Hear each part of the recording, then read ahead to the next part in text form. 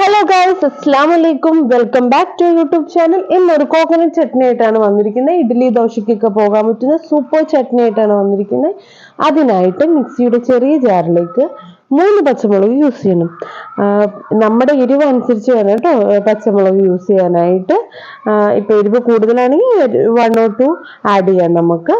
Then അതിലേക്കായിട്ട് ഞാനൊരു 3 ചെറുള്ളി ചേർക്കുന്നുണ്ട്. ഉള്ളി ഒരുപാട് ചേർക്കാൻ പാടില്ല, 3 ചേർക്കാവുള്ളൂ. ദെൻ ഇഞ്ചി ചേർത്തിട്ടുണ്ട്. ദെൻ കോക്കനട്ട് ചേർത്തു. ഫ്രിഡ്ജിൽ വെച്ചത് കൊണ്ട് കുറച്ച് ചൂടുവെള്ളം ഞാൻ അതിലേക്ക് ഒഴിക്കുന്നുണ്ട് കേട്ടോ. എന്തിനാന്ന് വെച്ചാൽ അതൊന്ന് പെട്ടെന്ന് തന്നെ ഒന്ന് അരഞ്ഞു കിട്ടാൻ വേണ്ടിയായിട്ട് കേട്ടോ.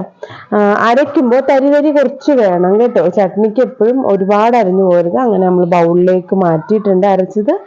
സോ അവസാനമായിട്ട് കുറച്ച് ഇൻഗ്രീഡിയൻസ് കൂടെ നമുക്ക് താളിച്ച് ചേർക്കണം. അതിനായിട്ട് 2 ടീസ്പൂൺ എണ്ണ ഒഴിച്ച് കുറച്ച് കടുക് ഇട്ടിട്ടുണ്ട്. ദെൻ 2 ഉണക്കമുളക് നടുവെ കീറി ഇട്ടിട്ടുണ്ട്. ദെൻ 1 or 2 കറിവേപ്പിലയുടെ തണ്ട് ഇട്ടിട്ടുണ്ട്. ദെൻ താളിച്ചൊഴിച്ചിട്ടുണ്ട്.